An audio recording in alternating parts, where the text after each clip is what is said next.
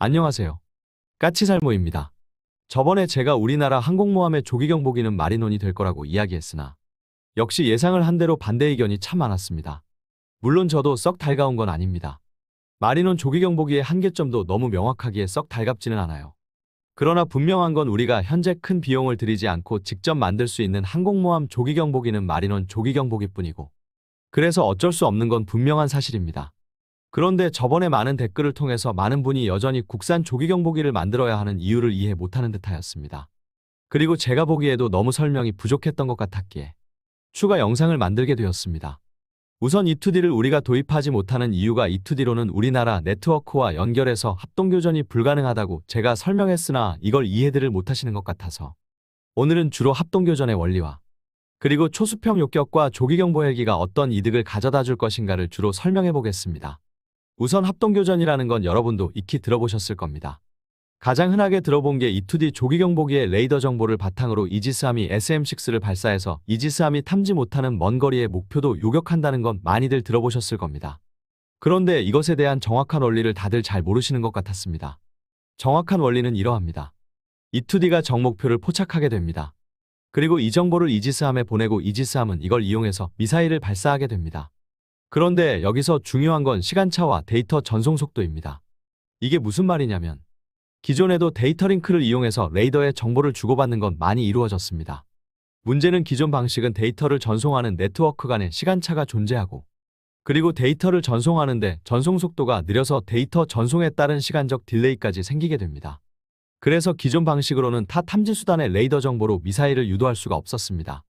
그래서 미국이 만들어낸 게 CEC입니다. 정식 명칭으로는 링크20이라고 하는데요. 이 CEC는 두 가지 특징이 있습니다.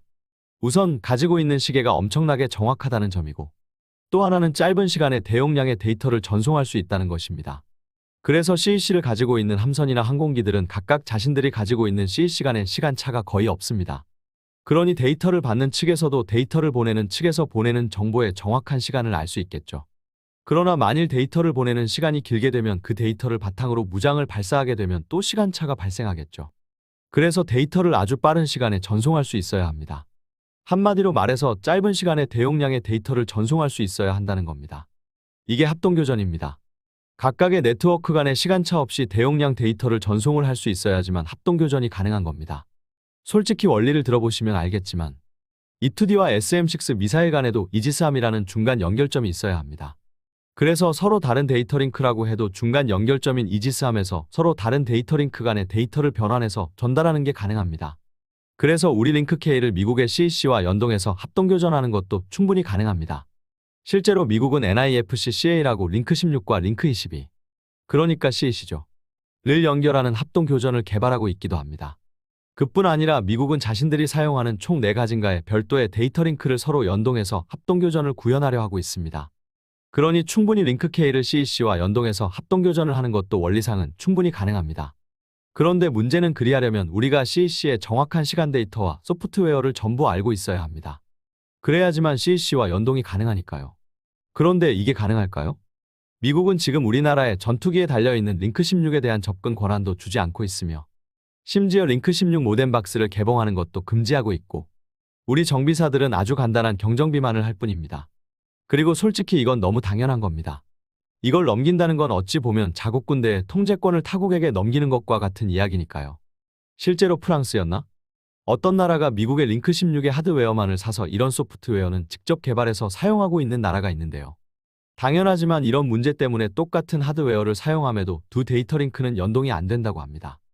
그리고 우리나라도 미국과의 합동작전을 위해서 지상에 별도의 연동센터를 두어서 우리나라가 사용하는 링크-K와 미국의 링크16을 연동하고 있지만, 당연하지만 양국은 서로의 데이터 링크에 대한 시간 정보와 정확한 주파수 도약 정보 등은 공유하고 있지 않기 때문에 이 연동센터를 이용한 합동교전은 불가능합니다. 한마디로 이건 우리나라 군대의 암구호를 우리 군이 아닌 다른 나라 사람에게 알려주는 것과 비슷하기에 서로가 서로의 데이터 링크에 대한 소프트웨어를 공유하는 건 불가능합니다. 그럼 E2D를 도입해서 우리의 데이터 링크인 링크-K를 탑재하면 되지 않냐고 할 수 있을 겁니다. 그러면 여기서 한 가지, E2D에 누가 링크-K를 탑재해야 하는 거죠? 만일 미국 회사에 링크-K를 주고 미국 회사가 E2D에 링크-K를 탑재하게 되면 바로 제가 말한 이런 링크-K에 대한 도약 정보나 시간 정보 등을 미국 회사에 넘겨야 합니다. 그러니 그건 당연히 말도 안 되는 이야기고요. 그럼 우리가 한다면 어떨까요?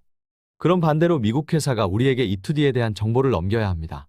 실제로 NVDA는 우리나라의 KF-21의 미티어를 통합시키기 위해서 미티어에 대한 정보를 넘겼고, 우리나라 국방과학연구소는 그걸 기반으로 미티어급 미사일을 개발한다고 하고 있습니다.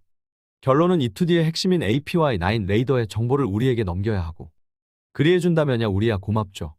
그걸 기반으로 자체 조기경보기를 만들 수 있을 테니까요.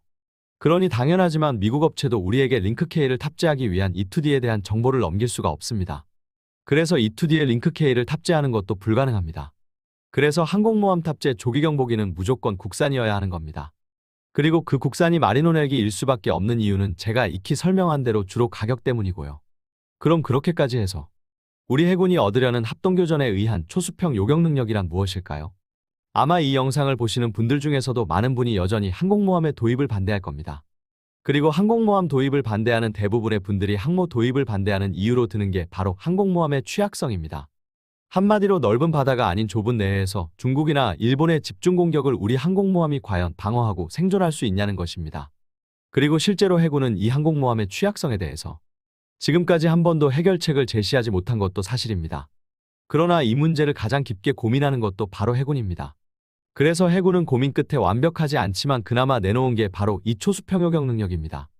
초수평요격 능력이 뭔지는 여러분도 아실 겁니다. 다들 아시겠지만 대한미사일은 최종 비행 단계에서 해수면 바로 근처의 고도 10m 아래로 비행하는 시스키밍 비행을 하게 되고, 그로 인해서 함선에 탑재된 레이더의 대한미사일 탐지거리가 수십 킬로미터로 제한되게 됩니다. 그로 인해서 함선의 적 대한미사일에 대한 요격 가능 시간이 대폭 줄어들게 되고요. 그리고 그건 초음속 대한미사일일 경우는 더욱더 심해지죠. 한마디로 실제로 요격 가능한 시간은 불과 수십 초도 안 되는 겁니다.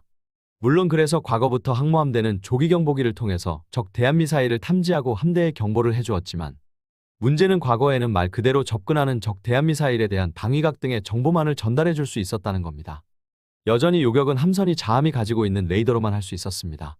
그러나 초수평 요격 능력은 조기경보기가 수평선 너머에서 적 대한미사일을 탐지하게 되면 단순하게 경보만 해주는 게 아니라 함선에서 발사하는 함대공 미사일을 직접 목표에 유도해주는 게 가능해진다는 것입니다. 특히 앞으로 미래전장에서는 초음속 미사일은 물론 극초음속 미사일까지도 대한미사일로 사용될 것이고, 이런 극초음속 미사일을 방어하기 위해서는 기존 방식의 요격 방식으로는 거의 불가능합니다. 최소한 이런 합동교전에 의한 초수평 요격 능력이라도 있어야지만이 제한적이나마 요격할 수 있습니다. 실제로 이 초수평 요격 능력이 있느냐 없느냐에 따라서 항모함대의 생존 가능성은 몇 배가 차이가 나게 됩니다. 그로 인해서 이 초수평 요격 능력은 항상 지적되어 왔던 우리 항모의 취약성을 비약적으로 개선할 수가 있습니다. 물론 이 초수평 요격 능력 한 가지로 항모가 충분히 생존 가능할 정도라고 말은 못하지만, 역시 그 생존 가능성이 수십 배는 증가한다는 건 부인할 수 없는 사실입니다. 그리고 마지막으로 헬기형 조기경보기보다는 차라리 함선에 탑재되어 있는 무인기나 함재기로 탐지하는 게 좋지 않냐는 이야기에 대해서는, 이 문제에 대해서는 영국이 그 답을 내놓은 상태입니다. 영국은 지금 자신들의 퀸 엘리자베스급 항모를 위해서 기존의 시킹 조기경보 헬기에 탑재된 시스프레이 레이더를 신형 멀린 헬기로 옮겨서 이식한 조기경보 헬기를 운용하고 있습니다. 문제는 이 조기경보 헬기에 탑재된 시스프레이 레이더는 A사 레이더도 아닌 이미 나온 지 수십 년 된 구식 레이더라는 것입니다. 그래서 그 능력이 우리나라가 마리논 조기경보 헬기에 탑재하려 하는 KF-21용 레이더보다 훨씬 떨어지는 레이더입니다. 한마디로 이미 운용한 지 수십 년이 된 구식 레이더를 다시 개량해서 새로운 헬기에 탑재하고 있는 겁니다. 영국이 그리할 수밖에는 없었던 이유는 우리와 마찬가지로 주로 비용 때문인데요. 그런데도 영국은 이 조기경보 헬기로 인해서 항모의 작전 능력이 대폭 올라간다고 이야기합니다. 그 이유는 만일 조기경보 헬기라도 없다면 항모를 방어하기 위해서 더 많은 함재기를 항모 방어에 사용해야 하지만, 조기경보 헬기가 있음으로 인해서 함재기를 항모 방어에 훨씬 덜 사용해도 된다는 겁니다. 그래서 영국은 멀린 조기경보 헬기 한 대가 F-35 몇 대분의 역할을 할 수 있다는 표현을 합니다. 그건 우리도 마찬가지입니다. 항모를 적 대한미사일로부터 방어하기 위해서는 1년 365일 매시간 계속 감시해야 합니다. 이 임무를 위해서 함재기나 무인기를 띄우게 되면 그만큼 항모는 정작 공격에 사용할 수 있는 기체가 대폭 줄어들게 됩니다. 특히 무인기는 채공 시간은 길지만 탐지할 수 있는 면적이 상당히 제약을 받기 때문에 한 번에 여러 대의 무인기를 띄워서 감시해야 합니다. 당연히 그만큼 항모의 공격력은 떨어지게 되고요. 바로 그 역할을 마리논 조기경보기가 해주는 겁니다. 물론 적의 공격 위험이 커지게 되면 함재기와 무인기도 항모 방어에 동원되겠지만, 항모가 적에 대한 공격 작전을 하거나 아니면 평상시에는 조기경보 헬기만으로 함대 방어를 시행하게 될 것입니다.